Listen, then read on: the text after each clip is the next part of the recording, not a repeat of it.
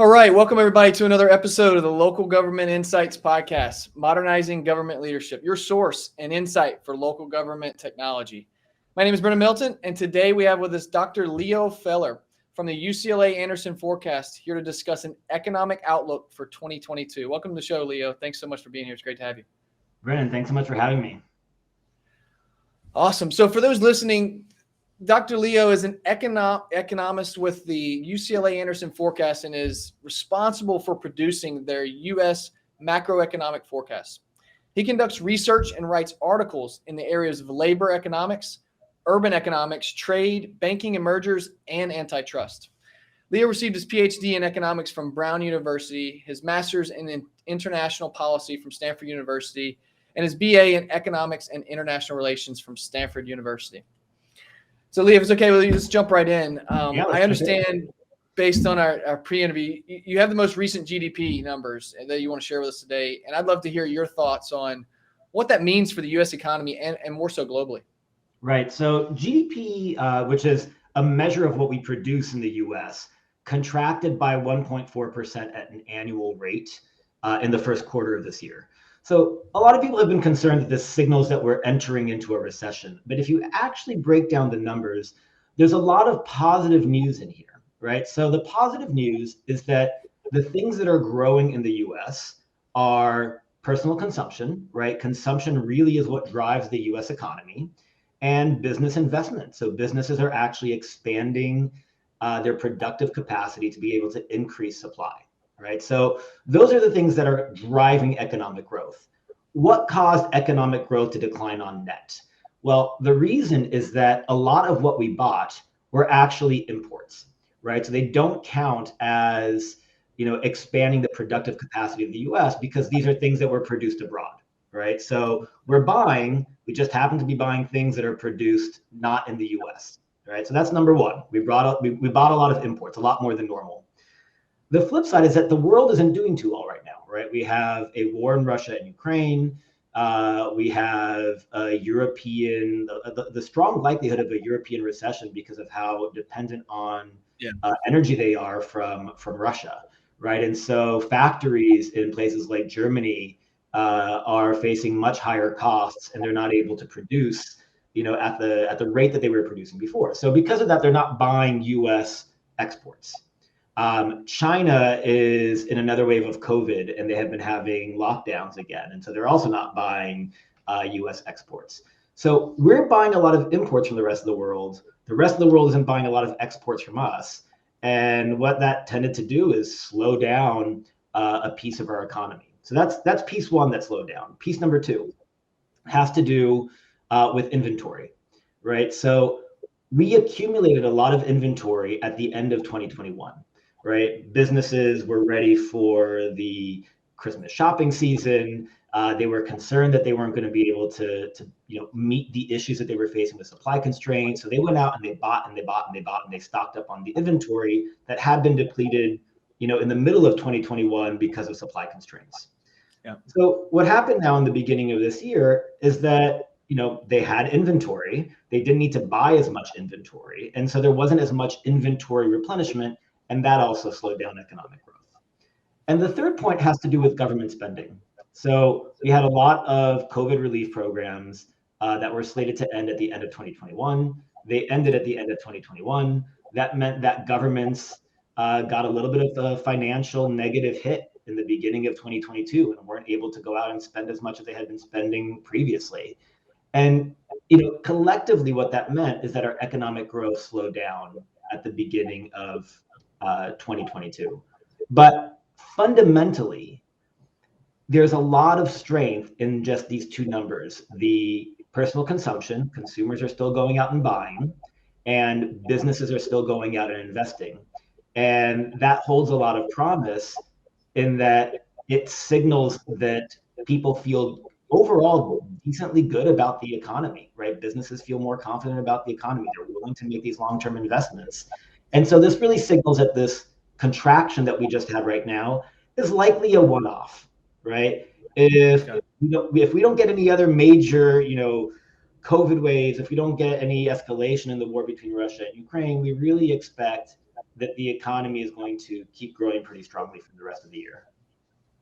That's excellent. And after covering the economy as a whole, I'd love to just spend a few minutes talking about a couple different specific areas of the economy. One being unemployment. We all know unemployment is still low, yet many industries seem to still be struggling to fill jobs. So how is unemployment trending, and what effect does that have on state and local governments specifically? Yeah, so the unemployment rate right now is at 3.6%, right? We are close to the level that we were right before the pandemic hit. This is the fastest employment recovery we have ever had in the history of data, macroeconomic data in the U.S., right? So going all the way back to the 1940s, we've never had a recovery in the unemployment rate from around 15%, where we were in April of 2020, down to 3.6% today. This is a remarkable recovery, right? Wow. Not surprisingly, people are having a hard time hiring because suddenly the economy really rebounded very quickly. So we got the latest number this past week, something called the JOLTS, Job Openings and Labor Turnover Survey. And yet again, we hit a record for the highest number of job openings available, right? So firms are really advertising to try to attract workers. And again, this is a long-term investment, right? You don't go out and you hire a worker, as full-time essentially, right? Not just a temp worker, but someone that you really want to have as part of your organization, unless you foresee that you're going to have a demand for this person for the foreseeable future, right? Yeah. And so again, this hiring, these job openings are a signal of the confidence that businesses have in the economy continuing to do well over the coming year. Now, what does this mean for governments, right? So private sector can be very nimble, right? Private sector, and we're seeing this, they're raising wages. You're having, Starbucks offer $15 an hour. You're having Amazon having $20 an hour. You're having all sorts of private sector firms raising wages or offering bonuses or offering different kind of incentives to attract workers in such a highly competitive labor market. Governments aren't quite this nimble, right? You have to do a lot of jumping through hoops politically, legislatively, to be able to change what you're paying workers in government or what benefits you're offering in government. And the outcome of this has been that we've seen a lot of government staffing shortages, right? So I live in Chicago. We now get regular announcements when we take public transit in Chicago that there are train delays because they don't have enough staff, right? To run the trains, to maintain the trains, to enforce train signaling. And so, shortages there are leading to a decline in the quality of public service. You've seen this in education, right? Where a lot of teachers have been leaving public education for the private sector because the private sector is just more competitive at this point, right? They're offering signing bonuses, better compensation. The benefits of government work are often long-term, right? You start off with a low salary, but you have perhaps better job security, you have pensions, you have higher benefits, but it takes a while for those to accumulate. And in the immediate environment, the private sector is actually a lot more attractive. And I'm glad you touched on it, because that's a question that I often get. One of the more popular questions I get in some of the pre-interviews that I do on the show with local government leaders is the connectivity between how the private sector responds to certain economic surplus or downturn and how local governments respond. And this specific question, it always comes up. Like, I'd love for you to expand on how our current labor market is affecting the privatization of services, and how that's affecting how local governments even operate. What's your take on how that's trending, where it's headed, and how is it affecting more holistically how local governments are operating with respect to the privatization of services?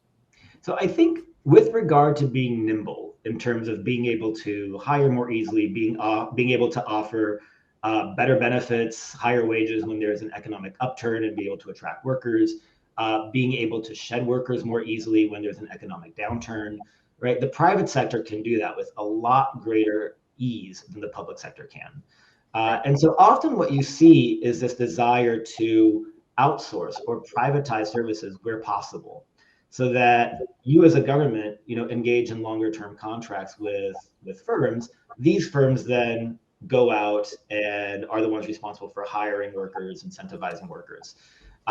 You also have the ability, I think, politics gets very difficult when you're trying to hold accountable certain sectors of a public workforce, right? Yep. And so an example right now that we're seeing, really in many cities is that because of the challenge of being able to hire workers, they can't fulfill services like tree trimming, trash collection. And so they have to go out and hire private sector firms, whether or not they intended to privatize services or not, simply because they don't have enough capacity within their organizations to be able to fulfill requests, right? So another place that we're seeing this come up has to do with crime and policing. And we've seen a lot of wealthier neighborhoods in many US cities go out and try to hire private sector security firms, right? To basically police local streets. So these are not, just homeowner associations. These are neighborhoods getting together, trying to hire a private sector police force, to, have a car parked in the street and make sure that crime is mitigated in that immediate area. This has both a benefit and a blessing, right? Or a bane and a blessing. The blessing is that this means that certain parts of cities are finding a way to relieve the requirement that the public sector police force needs to come in and enforce these areas because there's already a private sector police force there. Sure. That public sector police force can focus somewhere else, right? Where perhaps there's greater need. The bane is that the accountability isn't the same, right? Do the laws governing whether or not these private sector police officers have to wear body cameras, right? Have they had the same kind of de-escalation training? There's just some concerns that you're going to have, perhaps more racial profiling, perhaps more, bending of the rules than you would have with a public sector police force. So there are some concerns in terms of the direction that either the inability of the government sector to keep up in hiring in this kind of labor market, what kind of implications that will have for the quality and the equality of public services within a city or within a state. It certainly is something to pay attention to in terms of it. I like how you address the lack of accountability at times, or the lack of overall governance of these types of groups. And unfortunately, it further widens that divide between the haves and have-nots, unfortunately, at the end of the day. Like the wealthier neighborhoods or the more robust areas can afford to hire these private resources if they're doing it on their own versus the ones that cannot. And oftentimes, as we talked about, it takes an electoral cycle to kind of change how this approach is happening. Which is interesting to watch. So thank you for your feedback on that. Let's shift just a bit here and talk about another specific industry. And I know it's specific, but it is kind of very important to our economy and important to this update, and that's manufacturing. Mm-hmm. How is the U.S. manufacturing doing? Where is it headed? And what's the update from the forecast? Right. So despite what a lot of people think, U.S. manufacturing is really strong, right? We are the world's second largest, country in terms of manufacturing. China's number one, we are number two, right? The difference is that we don't manufacture consumer goods anymore, right?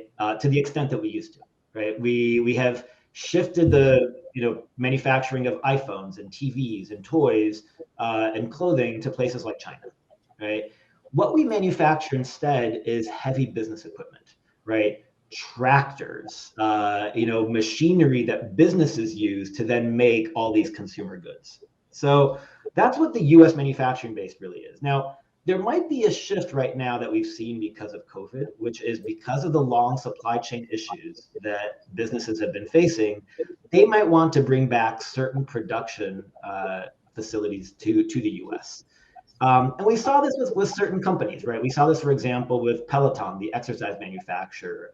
In the midst of the pandemic, facing very long lead times to get, equipment from China to the U.S. And so they opened up factories in Ohio. We've seen this with Intel opening up factories in the U.S., right? We've seen car companies expand production in the U.S. Hmm.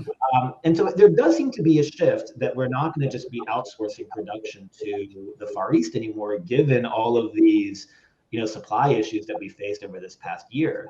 But at the end of the day, we're still manufacturing goods that businesses rely upon. And so when the rest of the world's businesses aren't doing as well, right, then they end up buying less of our goods, right? So they're not buying as many Boeing airplanes if their economies aren't doing as well, right? They're not buying as many Caterpillar, tractors if their economies aren't doing that well. And this is, what we really have to think about, which is we are a global economy. U.S. manufacturing does very well when the rest of the world does very well too. And that's one thing to keep in mind, which is, given what's happening right now in Ukraine, given the constraints in Europe, they're one of our biggest, purchasers of exports. Same with China, buys a lot of our exports for manufacturing.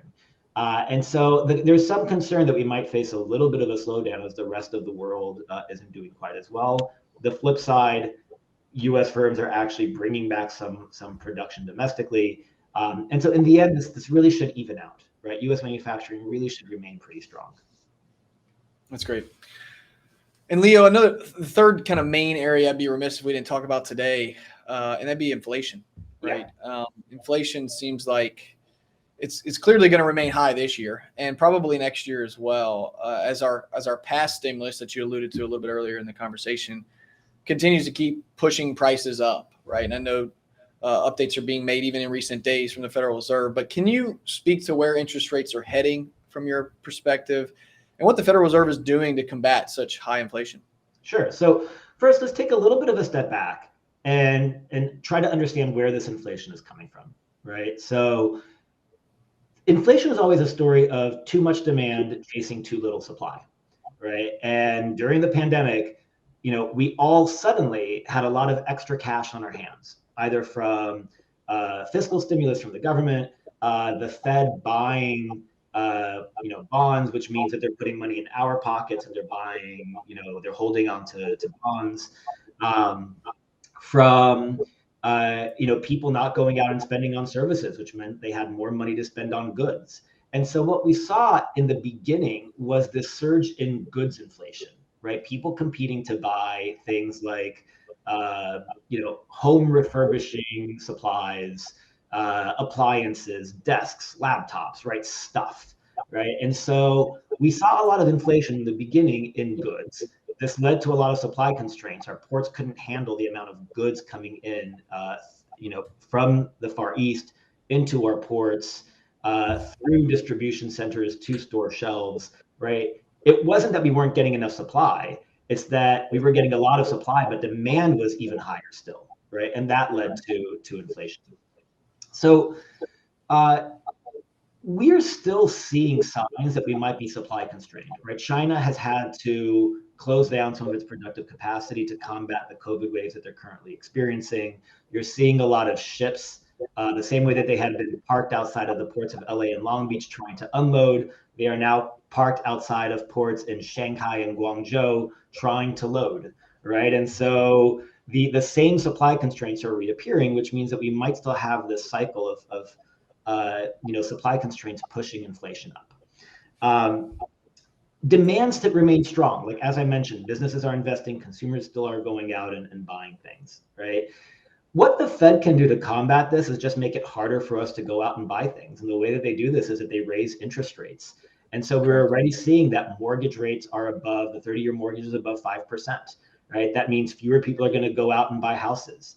And if fewer people go out and buy houses, then they buy fewer appliances, they buy less furniture, right? Home purchases are always these, big ticket items that then spur a lot of additional purchases, right? You have to furnish these homes, you have to buy appliances, you have to do repairs, right? You have to do all of these activities that go along with buying a home that actually generate a lot of economic activity. And if that slows down, then the economy as a whole slows down, right? Some slowdown isn't bad. We grew really fast last year. We grew 5.7% last year. Right. That's one of the fastest rates of growth that we've had. Like, granted, we were coming from a rebound, but it's unusual for the economy to expand so rapidly, because when it does, it takes a while for supply to catch up, right? And so what the Fed Reserve is doing is it's saying, okay, let me raise interest rates. Let me slow down a little bit of this demand. If it takes a while for supply to catch up, right? So here's supply, right? If it takes a while for supply to catch up, let me see if I can bring demand down so that there's a balance. Got it. And that's what it's doing by raising interest rates, right? In the short term, this means it's harder for businesses to invest. It's harder for consumers to go out and buy cars on credit, to buy appliances on credit, to buy housing on credit. The benefit is that we right now aren't over leveraged, right? Consumers actually reduced a lot of their leverage during the pandemic. And so they paid off credit cards, they paid off loans. Businesses were able to refinance some of their higher interest loans for lower interest loans. And so, we're still cash rich at this point. And that means that it's going to be even harder for the Fed through interest rates to bring demand down. So there's some concern that the Fed really has to raise interest rates quite a bit to get demand to come down and to get inflation to balance out. Just one last point on this. The Fed has a dual mandate. Mandate number one is full employment, right? We're at 3.6% unemployment rate. We're pretty much at full employment, right? The second mandate is price stability, and we're nowhere near price stability right now, right? So we had 8.5% year over year inflation, the consumer price index in the latest reading, right? This is something that we haven't seen since the 1980s. And granted, a lot of this is energy prices due to what's happening between Russia and Ukraine. A lot of this has to do with supply constraints. But at the end of the day, I mean, what consumers see is higher gas prices or higher food prices, right? That's right. Or they see shortages on store shelves, and they punish politicians when they have these experiences. And so, there's a lot of pressure to get inflation down quickly, even if that means that unemployment might tick up. And how do we connect that update that you just gave to local economies? Like, how is inflation specifically affecting local governments? As you know, that well over 1,000 local leaders tune into this show, and they often want to know, how is it affecting me? How is inflation affecting local economies specifically, and where do you see it trending? Yeah, so first of all, inflation is highly variable across the U.S., right? I'm going to give you two data points that are going to, and at the moment that I give you these two data points, you're going to understand very well where inflation is coming from. The metro area that had the lowest inflation was San Francisco. The metro area that had the highest inflation was Phoenix, right? This is places where people left during the pandemic and where people moved to during the pandemic.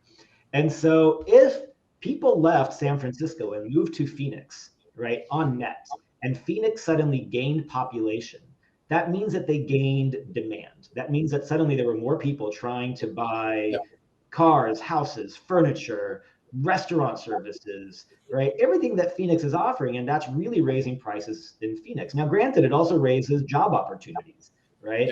It also raises the amount of earnings you're going to get from opening a business in Phoenix. It just takes time for those adjustments to happen, right? And since there isn't as much demand in San Francisco didn't experience as high of inflation, right? So it's highly variable across the US.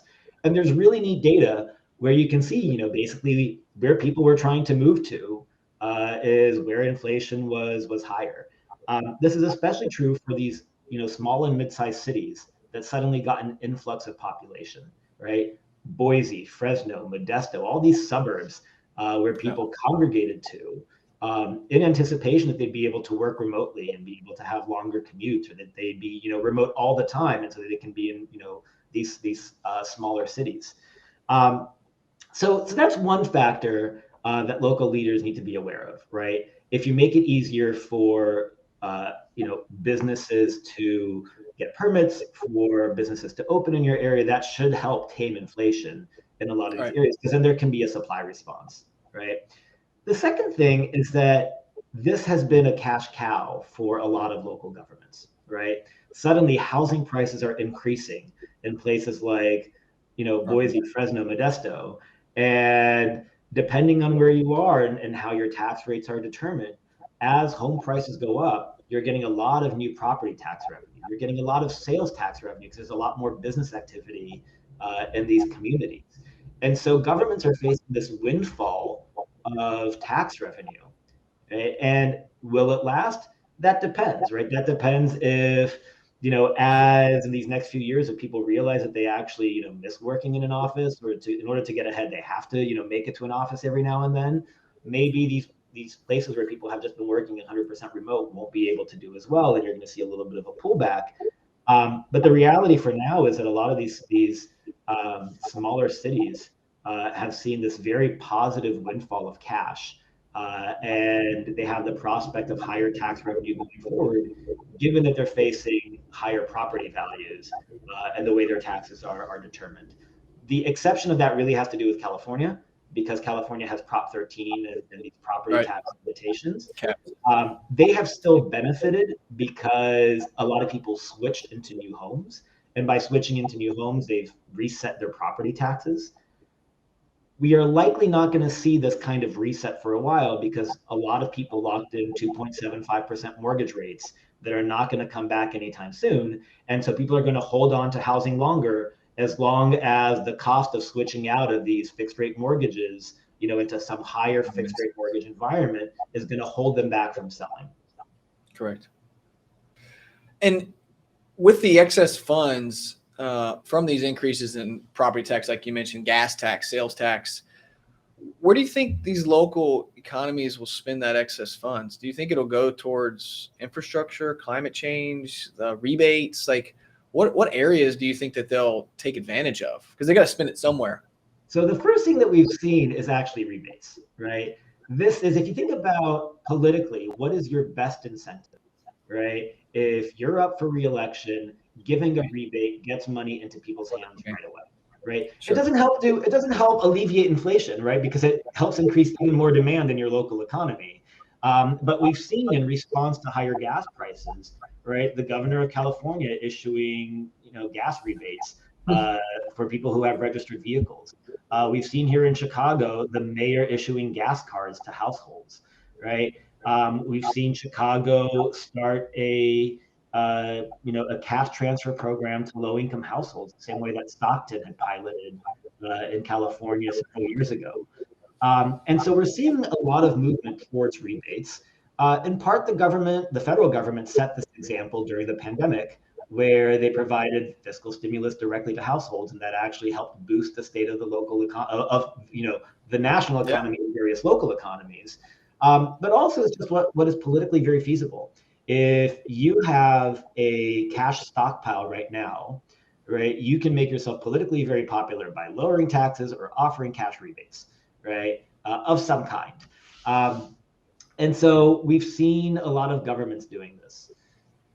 Investing in infrastructure has long-term benefits and short-term costs, right? And we've seen this. I think the best example is California high-speed rail, right? Maybe one day, 10 years, 20 years from now, people are going to really praise the government officials that helped implement California high-speed rail. Right now, all that's happening is people are saying it's a boondoggle with, cost overruns, and so it's politically very costly, even though, maybe when 10, 20 years from now, when the people that were responsible for implementing this, are no longer in office, they might have a section of this rail line named after them, right? They're paying the cost right now for the potential of a long-term benefit. And this is true for things like climate change, right?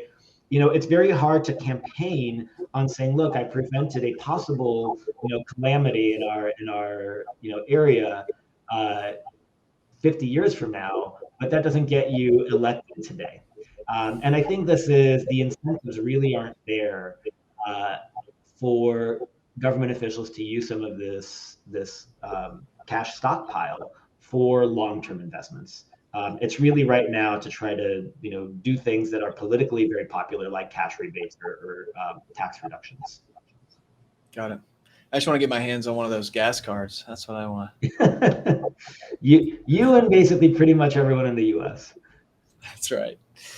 Well, Leo, I appreciate your time today. I appreciate your update. I guess in closing, I'd love to just get one last question in, and this is kind of a in summary or takeaway type of approach. But what's the most important economic statistic for government leaders to follow in 2022?